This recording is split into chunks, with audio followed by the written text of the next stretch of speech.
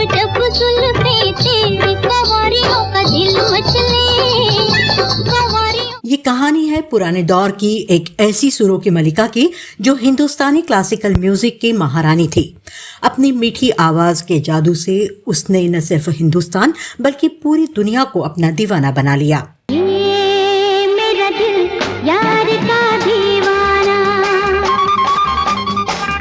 इस महान गायिका की आवाज में ऐसा जादू था कि जिसने एक बार भी उनके सुर और ताल को सुना वो बस उनका दीवाना हो गया। पिया तू अब तो आजा। उनकी गायकी में इतनी गहराई, इतनी मिठास थी कि सुनने वाले को लगता था जैसे सुरों की एक अलग ही दुनिया में खो गए हों। उनकी आवाज सिर्फ कानों तक ही नहीं बल्कि सीधे दिल तक पहुंचती थी। मेरा कुछ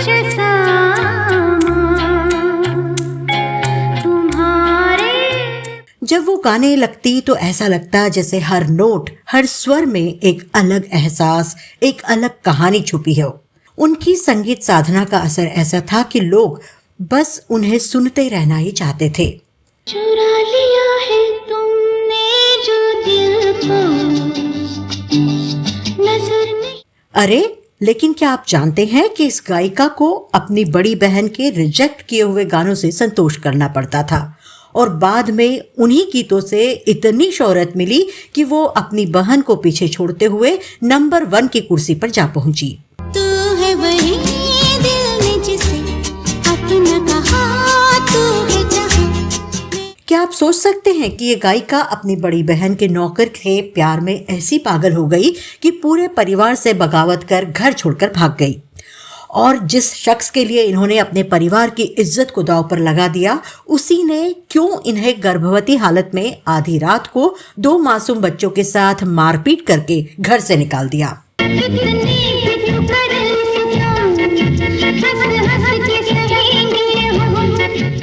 और क्या आप यकीन करेंगे कि जिंदगी के सुख दुख को बेहद करीब से देखने वाली इस गायिका ने पैसों की खातिर हिंदी सिनेमा की बेहद खूबसूरत और लोकप्रिय अभिनेत्री को उनके अंतिम दिनों में वो दुख दिए कि वो अभिनेत्री दुख तकलीफ के साथ गुंडों और कानून से लड़ते लड़ते इस दुनिया से अलविदा हो गई।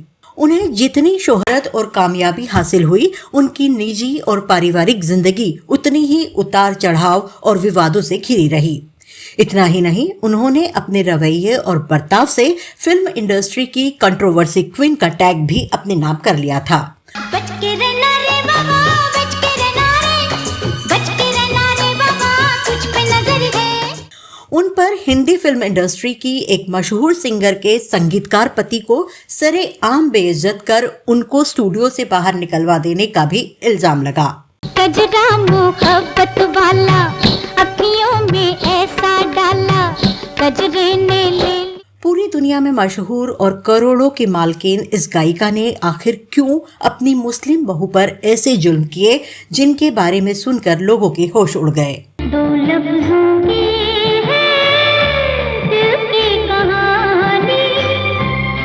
क्यों इस मशहूर गायिका ने सिर्फ अपने संगीतकार पति को ही नहीं छोड़ा बल्कि अपनी बूढ़ी सास को भी अकेले बुढ़ापे में धक्का देकर कभी पागल खाने तो कभी वृद्धाश्रम में छोड़ दिया। सोचिए, जिस घर में कभी संगीत की धुनें गूंजा करती थी वहां सिर्फ तन्हाई बची रह गई। लेकिन रुकिए, कहानी यहीं खत्म नहीं होती।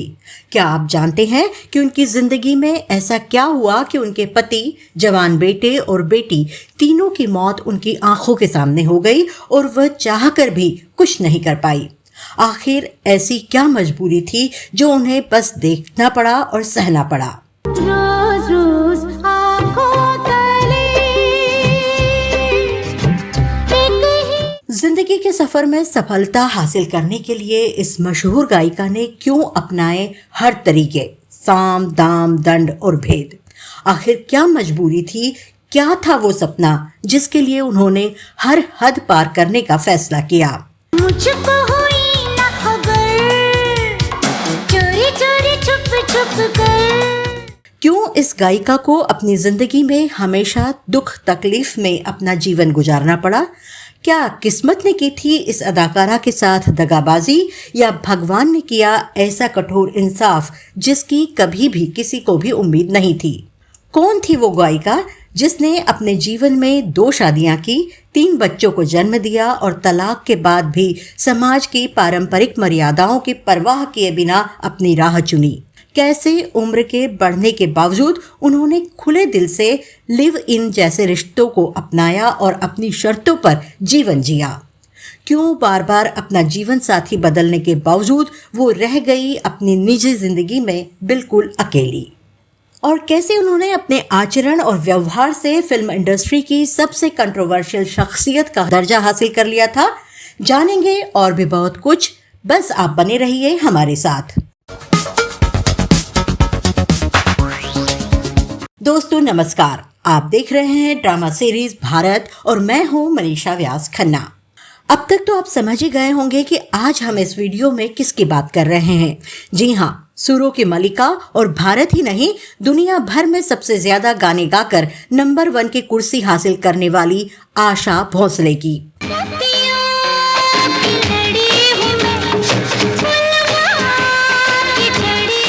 पूरी दुनिया में उनकी गायकी की वजह से वो पहचान मिली जिसको आज हम सभी भारतीय संगीत की दुनिया में सुरों की मल्लिका आशा ताई यानी आशा भोसले के नाम से जानते हैं, पहचानते हैं।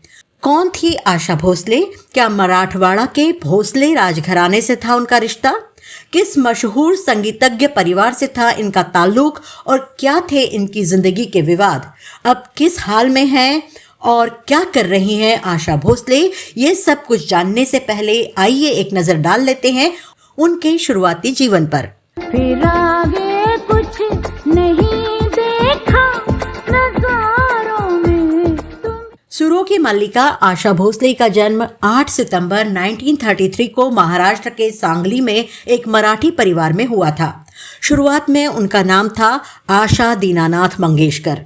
उनके पिता दीनानाथ मंगेशकर स्वयं एक मशहूर गायक, अभिनेता और थिएटर कंपनी के मालिक थे। ऐसे माहौल में पली बड़ी आशा को संगीत विरासत में मिला। उनके परिवार में उनकी बहनें लता मंगेशकर, उषा मंगेशकर और मीना मंगेशकर के साथ उनके भाई हृदयनाथ मंगेशकर भी थे। ये सभी भाई बहन बचपन से ही संगीत की साधना में जुटे रहते थे और रियाज करना उनके रोजमर्रा के जीवन का हिस्सा था। जब आशा सिर्फ 9 साल की थी तब उनके पिता का निधन हो गया। पिता के जाने के बाद घर में आर्थिक तंगी छा गई और घर की जिम्मेदारी बड़ी बहन लता मंगेशकर और खुद आशा पर आ गई।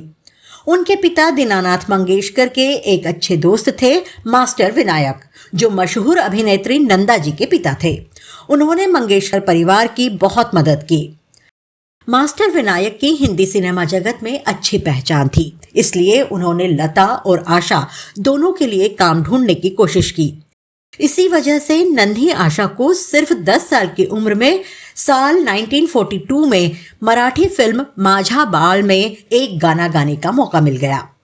हालांकि तब आशा को इस गाने से कोई खास फायदा नहीं हुआ था, लेकिन उनकी सिनेमा में एंट्री हो गई थी। समय बीतता गया और फिर आया साल 1947 जब आशा को पहली बार हिंदी फिल्म चुनरिया में गाने का मौका मिला।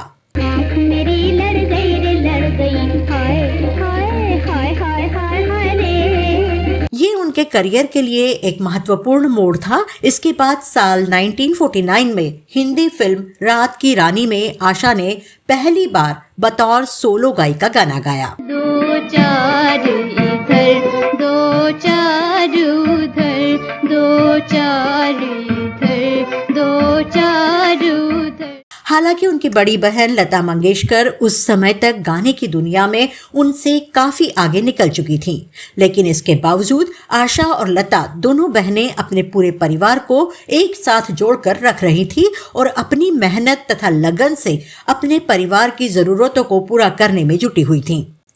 समय तेजी से बीत रहा था। अब आशा 16 साल की हो चुकी थी और मंगेशकर परिवार की आर्थिक स्थिति में भी काफी सुधार हो गया था। मेरी चुनरी उड़ाएली हो जाए फुलवारी की ठंडी हवा।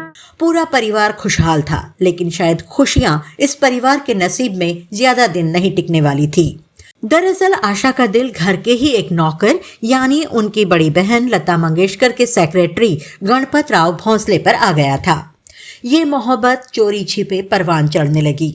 मगर एक बड़ी बात ये थी कि गणपत राव आशा से करीब 17 साल बड़े थे। जब लता मंगेशकर को इस रिश्ते के बारे में पता चला तो वो चौंक गई। उन्होंने अपनी छोटी बहन को समझाने की बहुत कोशिश की, लेकिन प्यार में डूबी आशा को परिवार की कोई भी बात समझ नहीं आई। फिर एक दिन उसने वो कदम उठा लिया जो मंगेशकर परिवार के लिए किसी तूफान से कम नहीं था। घर में बढ़ते विरोध के बीच नाबालिग आशा ने एक बड़ा फैसला कर लिया। वो गणपत राव के साथ घर छोड़कर भाग गई और आखिरकार दोनों ने शादी कर ली। मेरे प्यारे सनम की है प्यारी गली हो, प्यारी गली हो, प्यारी गली हो। मेरे प्यारे सनम की है प्यारी गली हो, प्यारी गली। इस फैसले से लता जी बहुत दुखी हो गई और पूरे परिवार ने आशा से नाता तोड़ लिया। उधर आशा जी को लगा था कि शादी के बाद उनकी जिंदगी में सब ठीक हो जाएगा, खुशियां आएंगी, लेकिन शायद किस्मत को कुछ और ही मंजूर था। कुछ ही वक्त के बाद उनके पति गणपत राव का असली घिनौना चेहरा सबके सामने आ गया। वो समझ चुके थे कि आशा में जबरदस्त काबिलियत है, इसलिए वो उनकी कमाई पर कब्जा जमाना चाहते थे। वो चाहते थे कि आशा ज्यादा से ज्यादा फिल्मों में गाने गाए और हर एक पैसा उनके हाथ में सौंप दे। धीरे धीरे गणपत राव ने आशा का शोषण करना शुरू कर दिया।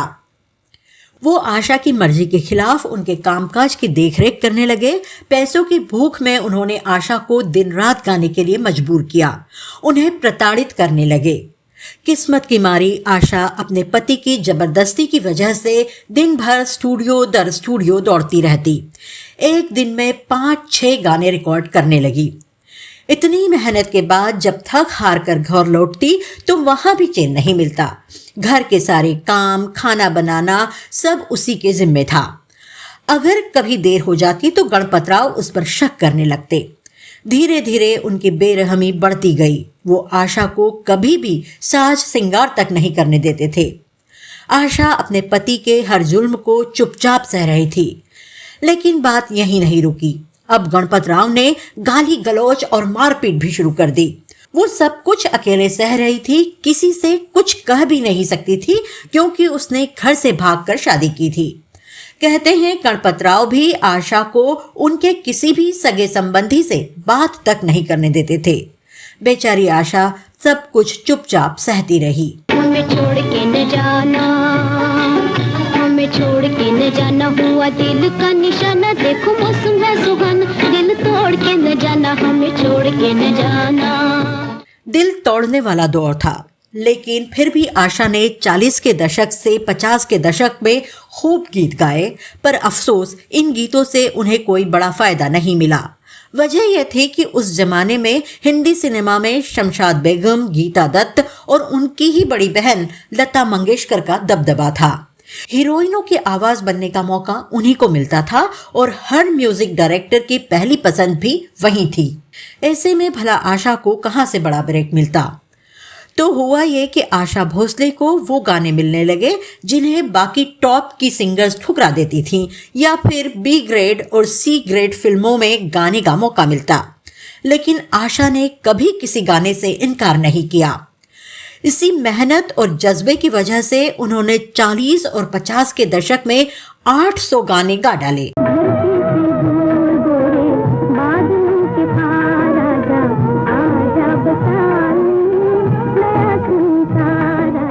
मगर अभी वो ऊंचा मुकाम हासिल करना बाकी था जो उन्हें एक सफल सिंगर बना देता।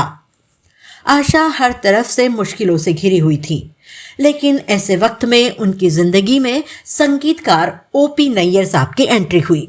नैयर साहब पहली बार आशा को अपनी फिल्म CID में गाने का मौका देने वाले थे। इस फिल्म के गाने जबरदस्त हिट हुए और आशा के आवाज को लोगों ने खूब पसंद किया।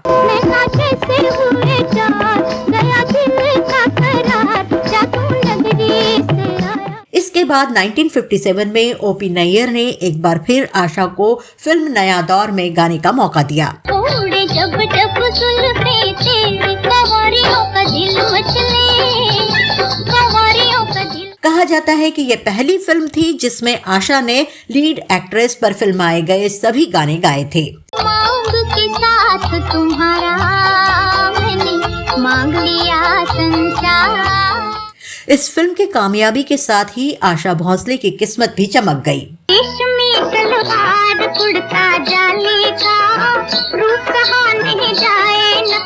इस जबरदस्त सफलता के बाद आशा और ओपी नैयर की जोड़ी हिट म्यूजिक कंपोजर और सिंगर जोड़ी के तौर पर मशहूर हो गई। दोनों ने मिलकर हिंदी सिनेमा को एक से बढ़कर एक गाने दिए जो आज भी नई पीढ़ी उतने ही शौक से सुनती है।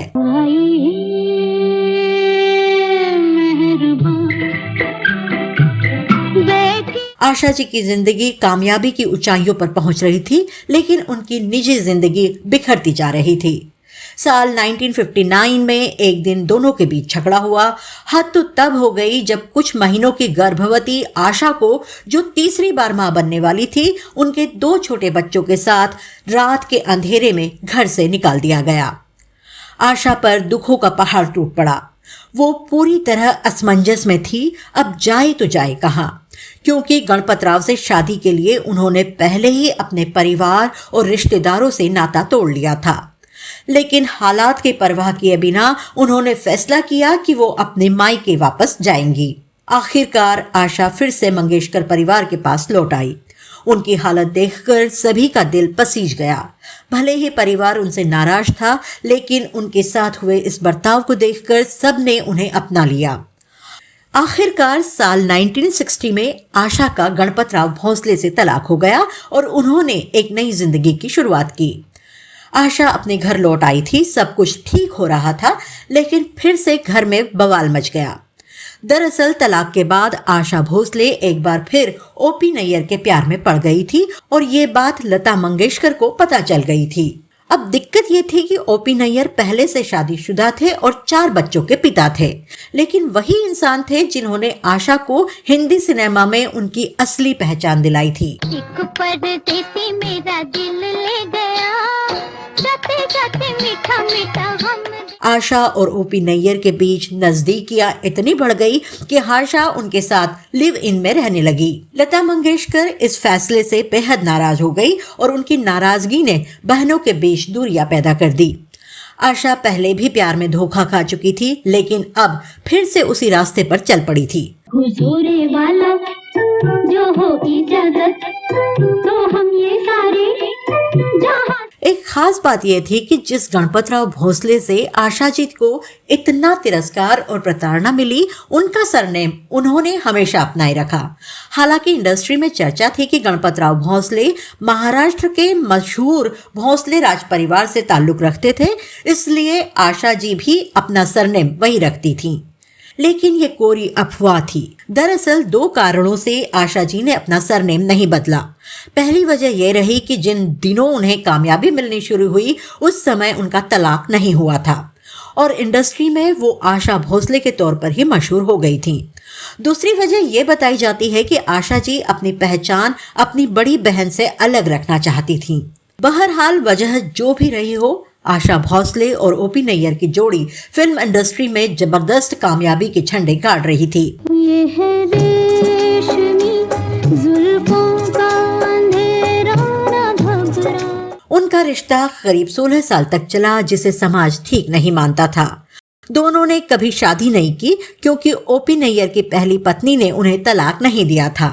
हालांकि वो आशा जी के साथ अलग मकान में रहते थे। समय बदला, ओपी नैयर के बच्चे बड़े हुए और अब उन्हें समाज की परवाह होने लगी। कहते हैं कि इसी वजह से उनके और आशा भोसले के रिश्ते में दरार आने लगी। आशा भोसले एक बार फिर अपने फैसले को लेकर पछता रही थीं।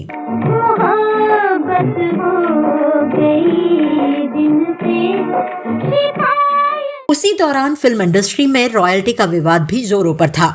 संगीतकार 2 गुटों में बंट चुके थे, एक लता मंगेशकर का, दूसरा मोहम्मद रफी का। हैरानी की बात यह थी कि आशा भोसले अपनी बहन लता के बजाय रफी के गुट में चली गई। इससे दोनों बहनों के बीच और भी दूरियां बढ़ गई। उधर SD बर्मन भी उस वक्त लता मंगेशकर से नाराज चल रहे थे, तो उन्होंने भी रफी वाले गुट का साथ दे दिया। ऐसे में जो गाने वो लता मंगेशकर से गवाने वाले थे वो सारे गाने आशा भोसले से गवाए गए। हो गई शाम दिल बदनाम लेता जाए तेरा नाम लाख मनाऊं नहीं। इस पूरी गुटबाजी का सबसे ज्यादा फायदा सुमन कल्याणपुर और आशा भोसले को हुआ। खासकर आशा के पास गानों की लंबी कतार थी और वो लगातार हिट पे हिट गाने गा रही थी। सच हुए सपने तेरे झूम लिया मन में। देखते ही देखते वो मजबूत और बेहद लोकप्रिय सिंगर बन गई। बात 1965 की है जब एस.डी. बर्मन ने आशा जी को एक गाने की रिकॉर्डिंग के लिए बुलाया। इस रिकॉर्डिंग के लिए उन्होंने अपने बेटे आर.डी. बर्मन यानी पंचम को आशा के पास भेजा। वैसे आशा और पंचम पहले भी मिल चुके थे, लेकिन तब आशा ने उन्हें ज्यादा तवज्जो नहीं दी थी। लेकिन 1966 में जब आर.डी. बर्मन ने फिल्म तीसरी मंजिल के लिए आशा से गाने गवाए तो सारे गाने सुपरहिट हो गए। आजा आजा देखो प्यार तेरा। आर.डी. बर्मन का म्यूजिक एकदम नया और अलग था, जिसे लोगों ने बहुत पसंद किया। इस जबरदस्त कामयाबी के बाद आशा भी अब पंचम को गंभीरता से लेने लगी। कह सकते हैं कि आर.डी. बर्मन ने हिंदी फिल्म म्यूजिक को एक नए अंदाज में ढाल दिया था। दुनिया में लोगों को धोखा कभी हो जाता है। अब आशा और पंचम की जोड़ी फिल्म इंडस्ट्री में धमाल मचाने लगी थी। दोनों साथ में काम कर रहे थे और इसी दौरान उनके बीच नजदीकियां भी बढ़ने लगी। धीरे धीरे ये साथ सिर्फ प्रोफेशनल नहीं बल्कि पर्सनल भी हो गया। लेकिन उस वक्त तक आशा ओपी नैयर से अलग नहीं हुई थी। हालांकि पंचम के साथ बढ़ती नजदीकियों की वजह से आशा और ओपी नैयर के रिश्ते में दरार आनी शुरू हो गई थी। ओपी नैयर वैसे भी थोड़े गुस्सैल थे और आशा भी उन्हें इतनी आसानी से छोड़ना नहीं चाहती थी। लेकिन फिर एक दिन ऐसा कुछ हुआ जिसने सब बदल दिया। जब सब घर पर थे, किसी बात पर गुस्से में ओपी नैयर ने आशा की बेटी को जोरदार थप्पड़ जड़ दिया। आशा को कभी उम्मीद नहीं थी कि नैयर ऐसा कुछ कर सकते हैं। थप्पड़ भले ही बेटी के गाल पर पड़ा था, लेकिन इसने आशा और ओपी नैयर के रिश्ते का हमेशा के लिए अंत कर दिया। चैन से हमको कभी रिश्ता टूटने के बाद आशा और आर.डी. बर्मन अपने करियर में ऊंचाइयां छू रहे थे। इसी दौरान दोनों की नजदीकियां भी बढ़ने लगी।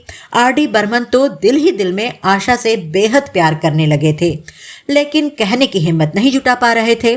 तब उन्होंने एक अनोखा तरीका अपनाया। हर रोज गुमनाम नाम से आशा के घर गुलाब का गुलदस्ता भेजने लगे। फिर जब इस गुलदस्ते का राज खुला तो आर.डी. बर्मन ने बिना देर किए आशा को शादी के लिए प्रपोज कर दिया। लेकिन आशा पहले ही जिंदगी में बहुत कुछ झेल चुकी थी, इसलिए वो डर गई। शिकवा कोई तुमसे ना है तुम पे कोई गम। उधर आर.डी. बर्मन भी अड़ गए, शादी करूंगा तो बस आशा से, वरना नहीं करूंगा। करीब 7 साल गुजर गए, तब जाकर आशा को उन पर भरोसा हुआ और आखिरकार 1980 में दोनों ने शादी कर ली।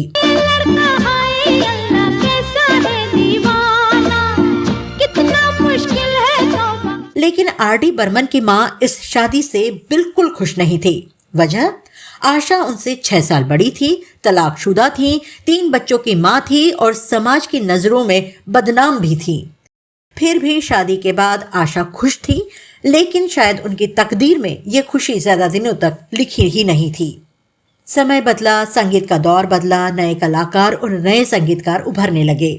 आर.डी. बर्मन उस बदलाव के साथ तालमेल नहीं बिठा पाए और धीरे धीरे उन्हें काम मिलना बंद हो गया। पैसों की तंगी होने लगी और इस तनाव में उन्होंने शराब का सहारा लेना शुरू कर दिया। इधर आशा अब भी सुपरहिट गाने दे रही थी, लेकिन किसी और संगीतकार की धुनों पर।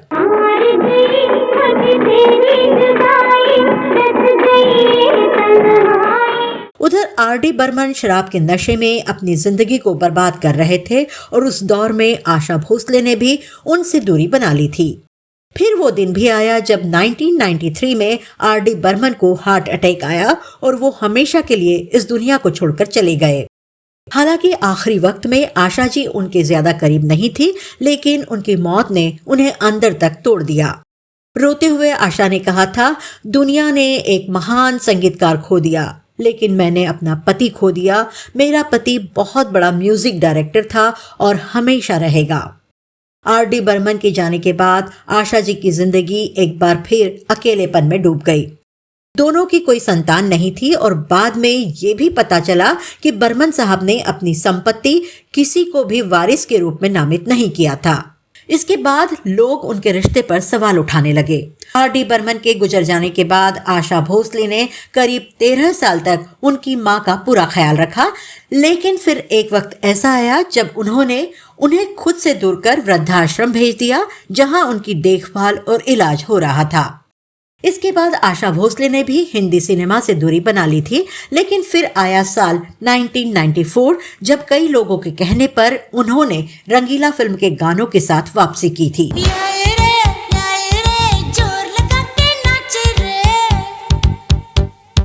इस फिल्म के गाने सुपरहिट हुए और इसी के साथ हिंदी फिल्म इंडस्ट्री में उनकी धमाकेदार वापसी हुई।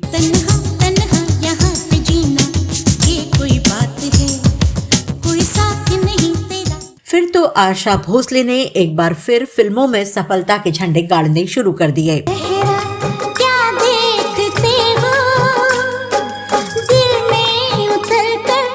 साल 2000 में आशा भोसले को film fair life time achievement award और दादा साहेब फाल्के पुरस्कार से सम्मानित किया गया। आशा भोसले ने अपने करियर में वो मुकाम हासिल कर लिया था जहां हर सिंगर पहुंचने का सपना देखता है।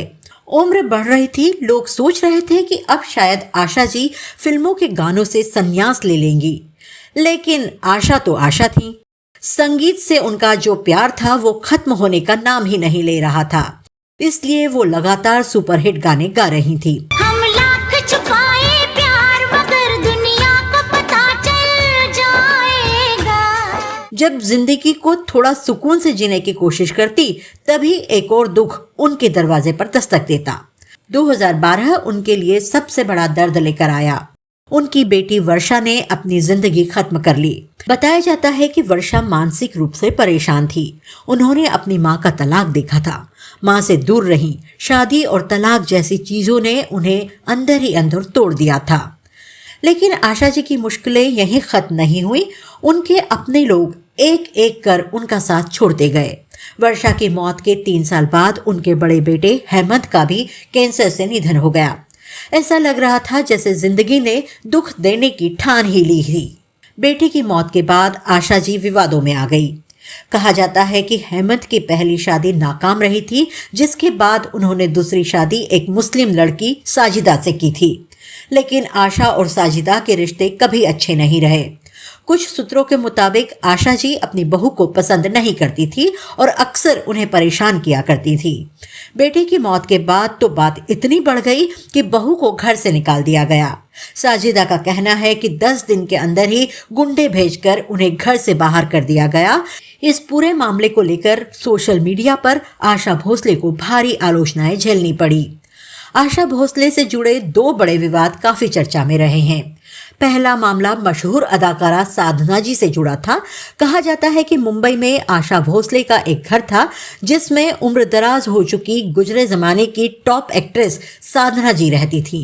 लेकिन जब आशा भोसले ने घर खाली कराने की ठानी तो उन्होंने साधना जी को काफी परेशान किया, इस हद तक कि उनके आखिरी दिनों में कोर्ट के कई चक्कर कटवाए।